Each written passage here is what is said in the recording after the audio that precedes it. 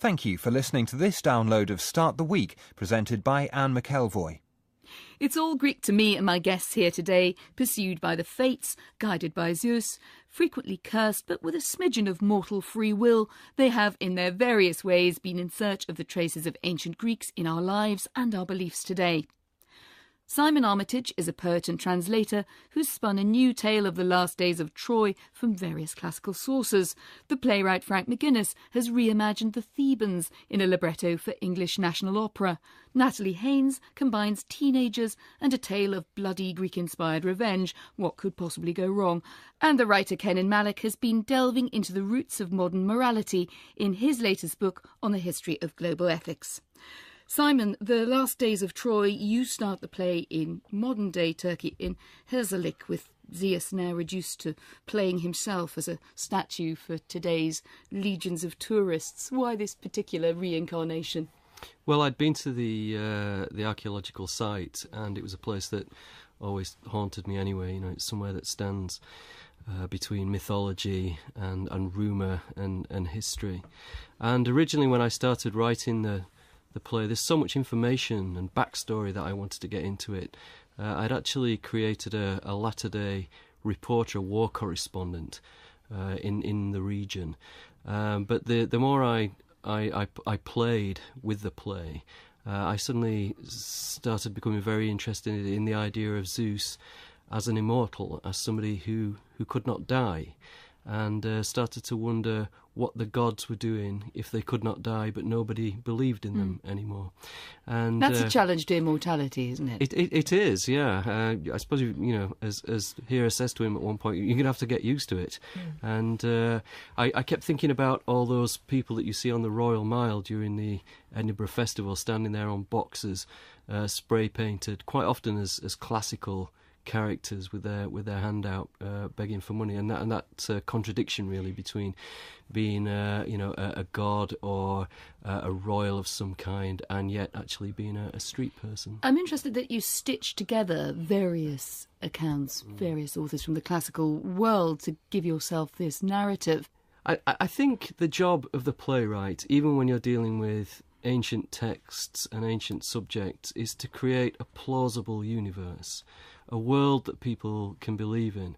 And you can stretch the fabric of that universe with the language without actually breaking it. Something that, completely anachronistic, mention of a modern noun object like a mobile phone will break the spell.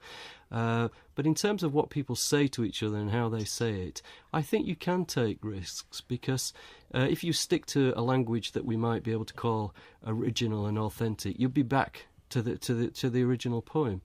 In terms of the story, the two stories really that I've stitched together are the story of the Iliad and Virgil's later telling of what happened at the end of Troy. And I simply thought that modern theatre goers deserve and require an ending. They want to know who wins the war. They want to know who happens to Achilles. These things are implied. But we want to see them, and I wanted a big horse in this play anyway. Well, I think if you could have the Trojan War without the horse, it would really not be worth the cover price, would it? True enough. But the story of the Trojan War specifically, we're talking today about resonances. You have some that have stitched in, which seem to point forward to World War I. Do you think that's a bit of a stretch? No, actually, I think it's more difficult to keep these things out. World War I is in people's minds, the idea of commemoration and elegy, and also the horror, because you talk about World War I and it always brings up those terrible images of the battlefield, and those images were in Homer's mind as well.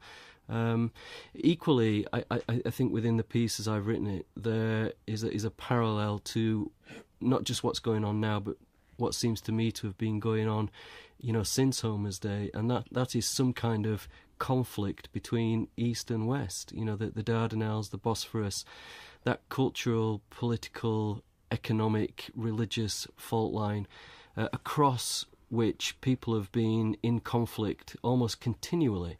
And again, you hardly have to do anything when you're talking about the Iliad to make those parallels and those comparisons. It's almost written in. But there are the grand themes of history. Obviously, the geopolitics shift a bit, though, as you point out, some of it stays roughly in the same region. But then you also have a focus on the individuals at the heart of the story and the bickering and the petulance. And we switch sometimes quite quickly from that to these grand and terrible scenes of the battlefield. How much do you think the Greeks are aware of ego and of what we now call sort of psychological flaws driving these characters? Well, I think Homer was, very aware of that. I mean, that is the brilliance of the Iliad. How do you tell the story of a 10-year war without it becoming, either very long or very boring? And I think, Homer, whether he existed or not, and whether he wrote these things down or not, found the tipping point in that story. And actually what it boils down to is internal squabblings within each camp, between Trojans, between Greeks, between the gods. And in lots of ways... But the Greek reader, let me just challenge you a bit on what would have you thought if you'd come to it as a Greek reader? You'd probably thought that, listening to the plays, you would have thought that something grander was at stake. I think there is grandeur written into the characters, but I think it's your duty as a playwright to start stripping some of the shining armour away and to let these people bang heads together. I mean, in terms of the conflicts and the bloody battles and the grisly goings on, it's that tradition in Greek drama of allowing a lot of these things to take place off stage anyway. Although in the actual production, we will have big battles and rather surprising ones as well. We're not going to be shortchanged on Absolutely. clashes of swords. Absolutely. Quite a lot of gorging goes on. There'll be plenty of people there with spears. Natalie, we're going to come to your novel a little while later, but you have that same fruitful tension between the grand remembered tales and using them in the present. Yeah, I think it's very easy to step into it, because ultimately the reason why we're still listening to these stories or watching these stories after 2.5 millennia, or in Homer's case a bit longer, is because they are, I guess, archetypal, but also there is a certain level of purity to them which can stand up to virtually any rewriting. There's a reason why people keep reperforming the Trojan women, for example, at the moment, is about the consequences of war. It's about how the victors in a war are utterly brutalised by their victory. It's about how the victims in a war can't ever stop being victimised. Every time they think they've lost everything, it turns out there's just one more thing and just one more thing that they can lose.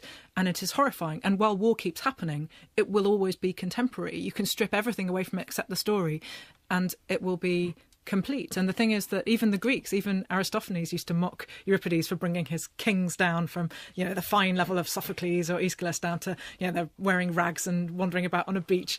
So people have been saying, oh, well, these kings should be a bit grander than that for at least 2,500 years, for what it's worth. Natalie mentioned the female role there at the beginning, Simon, and it's good to see Helen get a bit more of an outing. She doesn't just launch 1,000 ships and then sit back quietly here. No, she's a bit of a walk-on part, really, in the Iliad. But I was thinking of her in some ways as the Iraqi supergun in this piece. She's the reason why two civilizations clash in an all-out war. And I was interested in her response to that. I was interested in her position in all that and her reaction at the end. So she became, in my mind, a much larger character, at least in person, as she is in some of those original texts. So yeah, she's centre stage in this production. Kenan. What's striking though is how alien is the moral world of Homer and of the ancient Greeks, even though we continually plunder it for understanding our world and our moral lives. I mean, Homer doesn't really... It's interesting, you were talking about concepts of the ego and flaws and so on. But Homer doesn't really have a concept of the mind and of the interior in the way we do, which is why he transposes that. When we think about the mind and of internal flaws and of our internal life, he doesn't think of it that way. He transposes it into the life of the gods, which is why the life of the gods, the gods are there They're not kind of wise and judicious as later the gods of Christianity or Judaism. They're downright capricious. They are. They're capricious and vain and deceitful and immoral, and they're very human. And it's because he can't look inside our minds in the way we can. So he looks outside, and it's interesting that over the centuries, that our internal life has become a lot more transparent. But the life of the gods has become a lot more opaque, but we use the one to understand the other these days. Let me bring Frank McGuinness in on this, because this obviously plays a role if you're doing a modern libretto of Thebans. Did you think about that change? Not in the slightest, actually, no. I just went with it. I just thought, right, this has to work for a modern audience. Let's go. Not full-on Greeks for now. Let's go. I am not a teacher of Greek. I'm not a Greek philosopher. I write plays, and I want audiences to be shattered, to be moved, to be involved with what's happening. And that's what happens to me when I let a Greek play work. The first one I ever saw was Electra when I was about 15 on television. The great Eileen Atkins did it in a black and white BBC One production. And it made complete sense to me. I knew what it was talking about. It made utter sense why this woman would do what she did, why she would weep the way that she did. There was no need for any kind of learning to know about that. I responded to it as a piece of literature, as a piece of theatre. Well, the Thebans loosely follows the fortunes of Oedipus and his daughter. You've written the libretto, the music's composed by Julian Anderson. In a play, the words and the action are pretty much everything. In an opera, how much are your words serving the music? Actually, I hope that what Julian needed, I gave him. We talked long and hard about what had to be cut, long and hard about what had to be condensed. We came to an agreement about what you could get away with, in effect. And but I left it entirely in his capable hands, because I think, you go to an opera for the music. And the musician, the composer, has to be the decisive force. I had worked a fair bit with singers, a couple of singers before, written songs for them, and I knew that Marianne Faithfull in particular, who's got a great musical brain, I mean, she really knows what'll work as a piece of text for a song. And I had learnt an immense amount from her on how to say what you mean in a song, and say no more, and indeed say less even, and leave the power of the voice and the power of the melody or whatever, or as she calls it, the refrain, to do the work of it. So I was all right with that, actually. I wasn't hung up about it. You've said you just grabbed this and went for it with instinct, I suppose, rather than intellect at the front of your considerations. But why Greek myth at all? I mean, why not? Well, for me, I mean, the play that helped me to understand my father best was Oedipus. It took me about 10 years after his death to finally admit that he was dead. And I couldn't, I don't think I could have done it when my father was alive. And in many ways, I denied myself the mourning for him. But in that story, in the way Sophocles told it, I had a framework and a narrative to do it. And it ripped me to pieces, writing that, because I had never wept for him. I did at the last speech of the play. I really felt that he was with me very closely, and I thought that that was why I'd been given the gift to do it. At the end, it took me a long time, as I say, to even try it. I had commissioned a literal maybe 10 years before he died, so it was about 20 years in the brooding, the play. And until I was at a certain stage in my own life, I couldn't deal with this terrible confrontation with my own sense of guilt and my own sense of loss and grief for a man I didn't really know. Tell us a bit about how you crafted the end of the story. This is for the opera. Yes. Yeah, well, we're taking a liberty in that the trilogy, the progress of the trilogy is Oedipus, Oedipus at Colonus, and then Antigone. And I think that what we've done is we've done Oedipus, then Antigone, and then Oedipus at Colonus.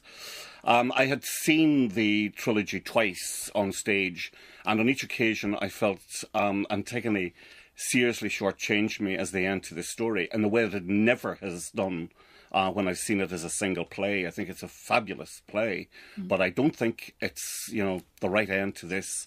So what I wanted to try and do, being a believer in what Yeats calls, the fascination of what's difficult, I wanted to try to get across and to recapture maybe the strangeness of these plays and the shock of these plays. And Colonus itself, the place, is a holy place, a sacred place. I think it's where Sophocles was born, and it seems to have been an extraordinary, dark, and simultaneously clear place where the dead and the living confront each other. I had to go back to my childhood to a sense of a holy place, a sacred place. And I remember when I was a kid, around our local Catholic church, there was a beautiful lawn which we were terrified of stepping on because you committed a mortal sin if you trod on the holy grass. And I wanted to get back to that idea of belief in the holy grass and to make Colonus, as I say, an ordinary place, an extraordinary place. And by putting it at the end, then I'm deliberately jarring and deliberately disturbing the perception of myself and of the audience. You might just summarise for us the story of Antigone and just how you've approached it. Well, Antigone herself is an avenger. She is a woman who has been told she cannot bury her brother by Creon, the tyrant who's in charge of Thebes. She defies him. He is an extremely complex character, Creon. I've never really seen the play develop what I think is there, which is a profound sexual jealousy of Antigone in it. Creon is in love with his son, and in this world of jealousies and incests, I think that fits in extraordinarily well with the other plays in the trilogy. He has her killed, he has her destroyed, and Haman the son commits suicide as well. But I do feel that that's a much more disturbed sexually play than it's usually presented. And I feel that what Antigone does in confronting Creon, she's paying him back for the terrible thing that he does to her father. At the very end of Oedipus, one of the last things he does, Creon, is to take Oedipus's daughter away from him. And that, I think, is an act that reverberates through the other two plays. But you've said that Antigone is the hero of the piece, and I thought that was very interesting, because having seen the last production at the National and other versions, there's often a sense of Antigone as a victim, or as a slightly kind of representative of a peace, oh God, no, I don't think peace-loving order. Remotely a victim. I think she's an extraordinary, brilliant warrior. She's out there and she avenges her family. She makes a choice, right? I mean, Completely. She's completely certain that the right thing to do is to be loyal to your family and to the rule of the gods, which is why she's so often, when it's staged now, she is so often presented to us as somewhere between a freedom fighter and a terrorist. She genuinely thinks that God's law is more important than state law, and Creon thinks that the state's law is more important than God's law. And she has one of the most terrifying lines in Western literature, which is, "I love those I love, and I will not hate them." And that, I mean, in Irish politics, there's the core of an awful lot of glory and of gore and of guts. But it's a tremendous line. Kenan, The way we look upon Antigone and Creon is very different from the way that Sophocles would have looked upon Antigone and Creon, because we can't but see Antigone as somebody who's a heroine, somebody who's fighting for her family, her honour and so on, and Creon as some kind of brutal tyrant. There was a very famous Bertolt Brecht production where Creon comes over as a manic, strutting Hitler. And Antigone is a kind of the spirit of popular resistance. And at the National, they made him sort of Stasi. Yeah, that's right. Whereas for Sophocles, Creon's not a tyrant at all in that sense, because he's defending the city, the community, and that whole relation. And Antigone's challenging the sanctity of the community, and therefore the way we understand the relationship between the two is very different from the way that Sophocles would have. I've heard that before, and I've seen a lot of productions that try to argue that line. And I go back to the play, and I look at the actual text of Antigone.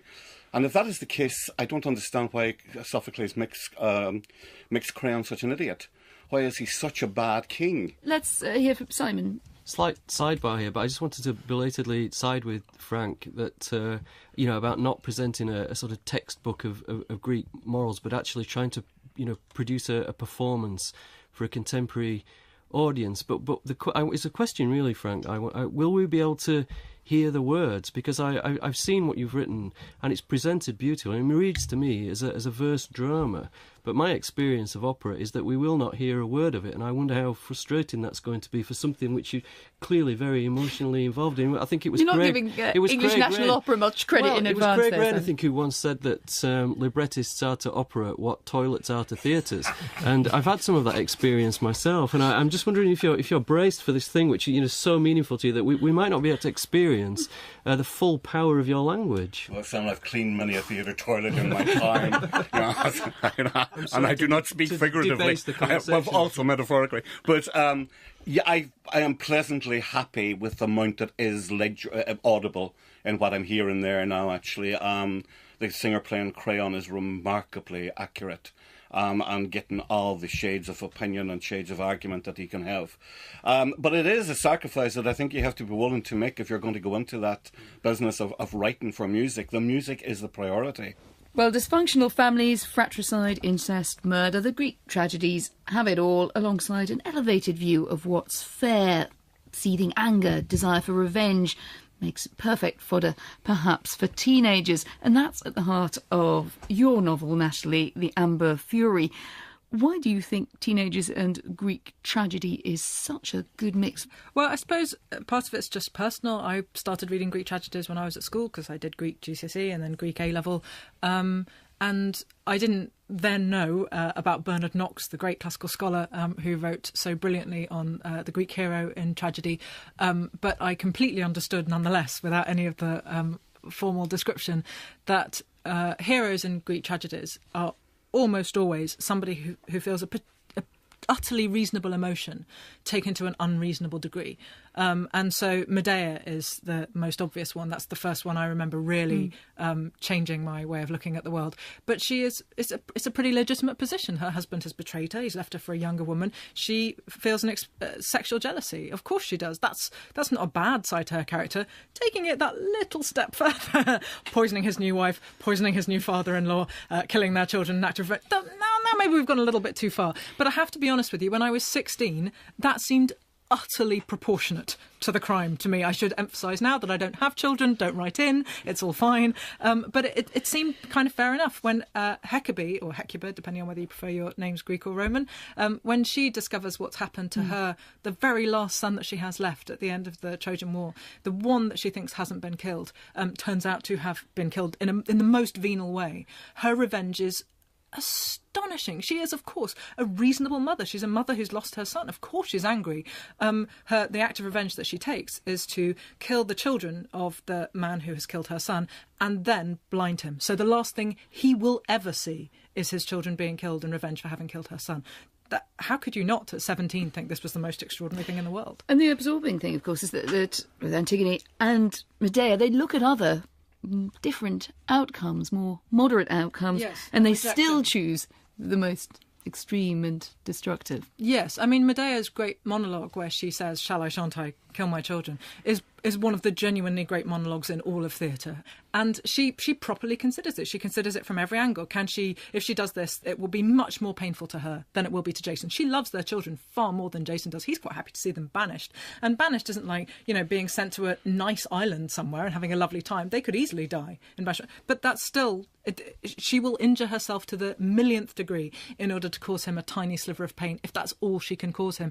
And that is a choice that she makes. It's an extraordinary speech. But of course you do have your modern sort of crime thrillerish narrative threaded through this. Your central character tries to engage her unruly group of rather troubled teenagers with these plays. You start with Oedipus, you move on to Alcestis. Why choose these plays around which you can then weave a plot, which we're not going to give away? Of course they start with Oedipus, because Oedipus is all about free will and destiny. It's about whether you have any choice or whether you are basically an organic robot. Has everything been predetermined? Has it been predetermined by the stars, by the fates, by your atoms? There are all kinds of versions of predeterminism, and that's the debate that's right at the centre of Oedipus. And the 5 teenagers in my book have been dealt an extremely rough hand by the fates. They have been not born into lovely, happy, joyous, embracing families. They've been brought up in a very difficult world. And so they're pretty entitled to discuss whether your destiny has something to say about how you turn out. The Alcestis is all about sacrifice. It's all about whether you would give yourself up for somebody you love. The teacher, who's an eminently reasonable middle-class woman, and you have a point where you just say, basically, something terrible happens in her life, and she wakes up one morning and she is the Furies. Yes. And she feels like the Furies. And that sense that within us there's almost this invisible cord that pulls us back to this world. I mean, Kenan saying, yes, morality changes and we look at things differently. We look at cause and effect and the mind differently. And yet We're You're very saying elemental she folk. can Yeah. wake up one morning with this terrible appetite for revenge. Yes, I think I'm transfixed by the idea of people who can forgive, because it's not particularly in my nature. Forgetting, yes. Forgiving, not so much. And so it seemed to me much more likely that we spend a lot of time, I think, thinking about how people tend to respond when we can when it fits into a sort of nice, huggy New Testament narrative where we go, oh, OK, that's marvellous, well done for being so forgiving and how delightful.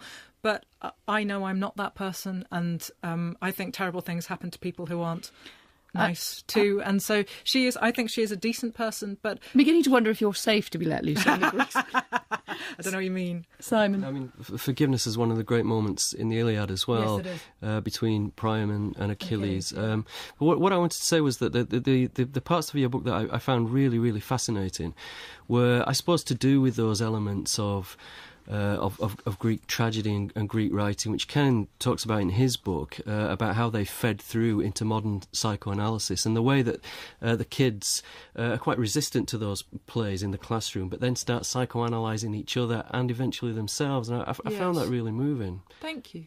Oh, It was just a compliment. I'm going to well up now. Steady on. I'm blushing on the radio, easily the stupidest response. Yeah, she is actually. Very, very nice. Sorry, everyone. Pink face looking at me. Morality and revenge. I was struck by Frank saying earlier that sometimes that's the right thing to do. It is right to avenge yourself and your family. And yet so much of our modern understanding about moral behaviour or ethical lines are about don't do that, turn the other cheek, find a way around it, go to behavioural therapy, but don't take revenge. Sure, the whole way we look at vengeance is very different from the way that, especially a Homeric society or heroic society would have looked at revenge. We're not just talking about Greek society, but we're talking about all heroic societies. Those are the kind of edge of written history. Whether in the Western tradition or the non-Western tradition, where honour is central to the way that society becomes organised, and where morality is organised. You understand it through honour. And one of the shifts, I think, that happens in Greece, but also elsewhere, globally, it happens in China and India, it's a shift from an honour-based morality to a morality where one thinks about it in terms of reason. And so one reasons about what is right and wrong rather than it given in terms of honour. I think that's an important shift that takes place. And the final play your characters study is the Oresteia, where the cycle of violence is broken and reason and judgment begin to play a role. Some people think this is the foundation of a kind of modern idea, or modern systems of justice. And yet your characters as a group never get there. I think I would agree with that. I would say that the Eumenides is the moment where Western civilization changes. Until that point, essentially, the whole plot of the Oresteia is somebody killed somebody, we should kill somebody in revenge. So before the Trojan War starts, Agamemnon kills his daughter Iphigenia as a sacrifice to get the wind to sail to Troy. And he comes back 10 years later while his wife has been sitting there drumming her fingers, and she, Clytemnestra, kills him in revenge. And then their children, Electra, Orestes, grow up, and they know they need to avenge their father, who has been killed. But of course, the person that they need to take vengeance upon is their mother. They are they're doing the wrong thing if they don't avenge their father. Blood guilt if they avenge him because it's against their mother. There is no right answer. And so Aeschylus this is a proper moment in drama, I would say, where, things properly change forever. Somebody says, oh, hold on a minute, an eye for an eye and a tooth for a tooth is the wrong way to go. A court of law is the solution to this problem. It's the moment where we stop living in a Bronze Age world and start living in classical Athens, at least theatrically. Is that moment as well, if that's the beginning of sort of Western justice as we think of it, is that moment also the tipping point between a belief in fate and a belief in free will? I hope so. I have no problem sustaining a sort of partial belief in both, but I guess when Democritus turns up with his Democritean swerve is the true moment where free will gets a bit of a go. But that's more Kenan's territory than mine. Well, let's turn to you, Kenan Malik, and your book, The Quest for a Moral Compass, A Global History of Ethics. Despite what we've heard about the relevance of Greek myths and tragedies so far, do you think our moral sense has moved so far away from that time that it ceases to be a meaningful comparison? I don't think so. I mean, I think one of the fascinating things about Greek tragedies is both the they inhabit a very different moral universe to ours, and yet they explore the same kinds of issues and questions and try and apply reason to them in a way that allows us to draw and plunder them for understanding the very moral universe that we inhabit Give me a good today. example of that. Well, this question about what we were just talking about the shift from vengeance to justice, and the RSD as a three plays across which you can see the shift from gods who are the Furies, who are defined by vengeance, to Athena, who becomes the defining feature of the final play, who's defined by justice. And so you can see in that shift a shift that's become very important for us, for our moral universe too. But some people looking at theories of justice now might say what's missing is something the other way round that allows people to feel that kind of catharsis, that something has been avenged, that a terrible crime has been avenged, as it is in Natalie's book, as it is all too frequently and bloodily with the Greeks, so that a over-emphasis on reason gets you to an interesting and complex legal system, but it doesn't satisfy what we might call bloodlust, or some people might just call justice. Well, I'm not sure I'd describe our world as having an over-emphasis on reason. I mean, if you look at the questions of justice and right... a highly codified approach to justice. Well, that's a different matter. There is a distinction between a codified notion of morality and, say, a notion of morality that arises out of ideas of wisdom or flourishing, and I think there is a big distinction there. But you've got to remember that in the Greece of Socrates and Plato and Aristotle, at the heart of it was not a set of rules, but the idea of morality as human flourishing. Morality changes and evolves, of course. It isn't fixed. But do you find that there are certain points between which you can draw lines across? I know you've dealt with 3 millennia here. It's not purely relativist, is it? No. There's a tendency to look at morality as something occupying its own sphere, as distinct from everything else, that we can understand moral issues distinct from the way we understand any other intellectual or social questions. And what I've tried to do is try and historicise morality in that sense, to say we can understand the story in the same way we can understand the stories of politics or social development or economics. It's striking that there are hundreds of books about the histories of ideas. There are dozens about histories of philosophy. There's almost no book. There's a handful of books about histories of morality, because the idea that you can understand it in historical terms seems so alien to the way we think about it. But I think it is really important. And it's important, I think, we can understand the relationship of morality to history in 2 ways. One is in relation to the structures of society and to social needs, and a morality growing out of particular social needs in particular kinds of societies.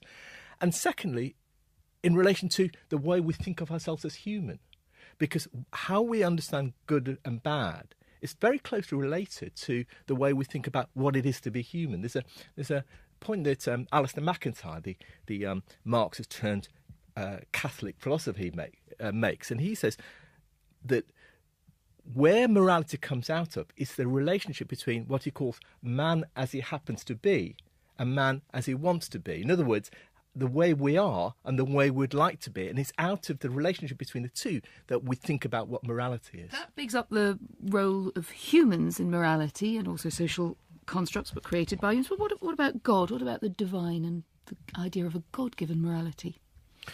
Well, there's a historical shift that takes place, because in the Greek world was defined by gods in many ways. I mean, theirs was a very religious world where fate was very, very important. But it's actually a very different notion of gods to that of Christianity, Judaism or Islam. Because, as we were saying before, Greek gods are very human.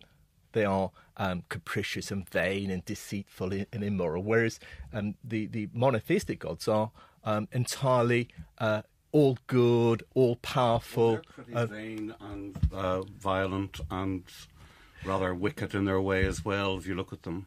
not to a believer. I mean, I'm talking about how a believer understands them. Kenan, can I ask you, I mean, given that you've given us here a sort of chronology of morality, I wonder whether you'd come to any conclusions about where morality was heading. I mean, is it always a kind of progress in your view, or is there some final end point to be gained? Are we always going forward with morality, do you think?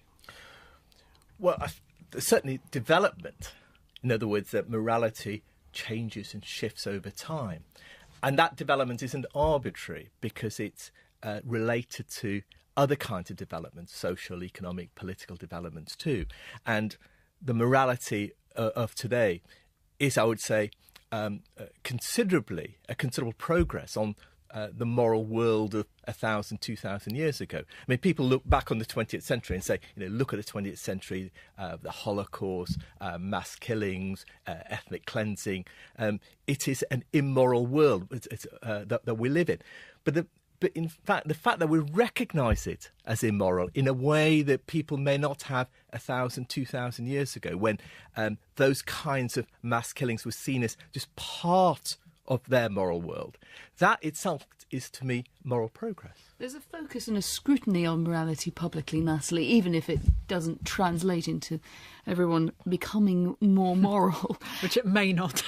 Which it may not, but I mean, how do you judge that? And reading Kenan's book in the light of your own work and the other works around the table, which really go back to something much more visceral, much more a role of gut feeling and the need and sometimes desire to expunge, to get rid of things that you don't like in the world. Yeah, I find it quite easy to operate on two completely separate levels, I have to be honest. The reasonable kind of, by day, my Bruce Wayne persona is reading Kenan's book, and I feel very, reasonably morally advanced. I'm quite a good person. I give money to charity. I'm a blood donor. I seem nice.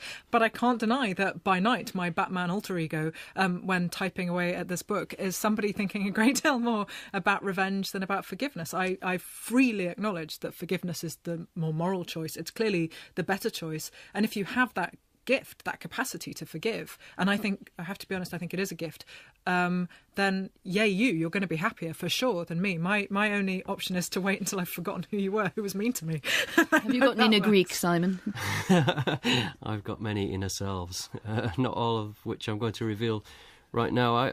I think I was just thinking generally that in drama and in writing, forgiveness always seems to me to be so much more extraordinary than revenge. If you can get an act of forgiveness to work on stage or in a piece of writing, it always, for me, transcends just ideas of bloodlust and revenge, and to strive for those moments as a writer is quite something. But I'm not sure that vengeance is always, or the desire for revenge is always immoral, and the desire for forgiveness is always moral. I mean, I think it depends on context. And I think part of the problem in thinking about morality is that we try and be absolute rather than think about these issues in their context. And I think it's one of the problems of our time is a desire for what I'd call ethical concrete, the absolute sense of this is right and this is wrong in whatever context. And it seems to me that one can only understand what is right and wrong in specific contexts. But Frank, as a dramatist, is forgiveness as interesting as retribution and revenge and reasonable audiences hankering for more blood to be shed? Well, both in Natalie's book and in Simon's dramatisation of The Last Days of Troy, I was completely wrong-footed by the book, and I didn't anticipate what was going to happen. So Natalie's learnt a lot from the Greeks in terms of plotting, and Simon springs a gigantic surprise at the end, which I cannot reveal, but they are both, I think, rooted in forgiveness and how unpredictable forgiveness is. So it's a marvellous dramatic device as well as, if you like, a marvellous moral release to have suddenly, shockingly, these acts which you could not have anticipated. You really couldn't have. I don't want to waste having a practising playwright in the room. Have you found it as alluring and as interesting to write scenes of forgiveness as you have scenes of conflict? Well, I did do a version of Hecuba that Natalie was talking about 8 years ago, and I based my play The Matchbox on it. It's a monologue about a woman with her parents seeking terrible vengeance for the death of a child. And so many people wanted me to stop at the moment of forgiveness. But if it's based on Hecuba, then it has to go on. It has to go on till the retaliation is taken. There's a myth that Hecuba is a broken back clay, but in fact it's a very, very consistent clay. A wonderful analysis of a mind seriously diseasing itself by exposure of ultraviolence. I couldn't have written an act of forgiveness there. I have in other plays, but not in that one, because I think that if I were to be true to the experience of the character, she had to carry out what Hecuba does. Would have been too distorting. Kenan, if we come up to date, we often read Creed occurs saying that there's a moral crisis or a sense of moral uncertainty, which is in some way exceeds what has gone before. And I was very interested at the end of your book, you say the human condition is that of possessing no moral safety net. Do you think that is purely a modern concern, or is that really where morality leads us, that we have to construct it, we have to police it ourselves? There is no external validation at all. It's a debate that has been going on for a very long time. Are moral codes objective and set in some transcendental realm, or set in stone in tablets of stone as in monotheistic religions, or are they simply a matter of taste, preference? It seems to me neither is true. I think we've kind of divided morality into either being like a fact, like a scientific fact, or being like a taste, like, do I like ice cream, do I like Barry Manilow? And it seems to me that morality is neither. And what it really comes down to is the relationship between facts and values. That there's a tendency either to collapse values into facts and see that they're facts, or to wrench the two apart. And the bridge between facts and values, it seems to me, is the human being. Humans are, as rational, moral, autonomous beings, are the ones that relate facts to values. The values of what we want are related to the kind of beings that we are and the kind of society that we live in. Well, there on the recognition that morality is neither ice cream and definitely not Barry Manilow, we must leave it with thanks to all my guests. Kenan Malik's The Quest for a Moral Compass, A Global History of Ethics, and Natalie Haynes' The Amber Fury are both out now. The new opera Thebans, with words by Frank McGuinness, composed by Julian Anderson, is at the London Coliseum, and Simon Armitage's The Last Days of Troy is on at the Royal Exchange, Manchester. That's till the beginning of June, and then it transfers to Shakespeare's Globe. The play is also published this week. Next week, Tom Sutcliffe will be back in the chair, asking whether it's better to lead from the front or wield power from the sidelines. But for now, thank you and goodbye. There's more information about Start the Week on the programme's website. Go to bbc.co.uk, where you'll also find many more Radio 4 programmes you can download for free. I suppose, as Hera says to him at one point, you're going to have to get used to it. And I kept thinking about all those people that you see on the Royal Mile during the Edinburgh Festival, standing there on boxes, spray painted, quite often as classical characters with their hand out, begging for money, and that contradiction really between being a god or a royal of some kind, and yet actually being a street person. I'm interested that you stitch together various accounts, various authors from the classical world to give yourself this narrative. I think the job of the playwright, even when you're dealing with ancient texts and ancient subjects, is to create a plausible universe, a world that people can believe in. And you can stretch the fabric of that universe with the language without actually breaking it. Something that, completely anachronistic, mention of today about resonances. You have some that have stitched in, which seem to point forward to World War I. Do you think that's a bit of a stretch? No, actually, I think it's more difficult to keep these things out. World War I is in people's minds, the idea of commemoration and elegy, and also the horror, because you talk about World War I and it always brings up those terrible images of the battlefield, and those images were in Homer's mind as well. Equally, I think within the piece as I've written it, there is a parallel to not just what's going on now, but what seems to me to have been going on, since Homer's day, and that is some kind of conflict between East and West. The Dardanelles, the Bosphorus, that cultural, political, economic, religious self as a statue for today's legions of tourists. Why this particular reincarnation?